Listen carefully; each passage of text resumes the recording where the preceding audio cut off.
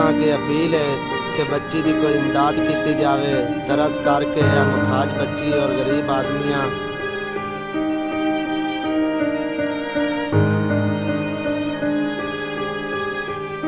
चिन्योट की रिहायशी 8 साला माफिया सर की पुरसरार बीमारी में मुब्तला हुई तो उसका सर फूलना शुरू हो गया। 5 बहन भाइयों में माफिया दूसरे नंबर पर है।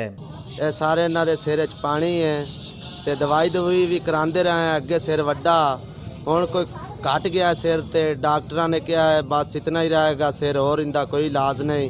डॉक्टर्स के मुताबिक इसके सर में पानी भर चुका है, जिसे निकालते हैं लेकिन फिर पानी भर जाता है, जिस वजह से माफिया ज़हनी तौर पर भी मफलूज हो चुकी है। जी 8 साल तो मजदूर बच्ची है।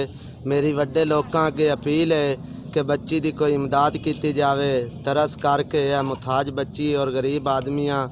5 बच्चे ने, जवाना बेटियां, 3 बेटियां जवाना। बीवी के इंतकाल के बाद माफिया के इलाज के लिए दर बदर की ठोकरें खाने वाला बाप हुकूमत वक्त से बेटी के इलाज की अपील करता नजर आता है। 8 साला माफिया का वालिद बेटी के मुफ्त इलाज के लिए किसी मसीहा का मुंतजिर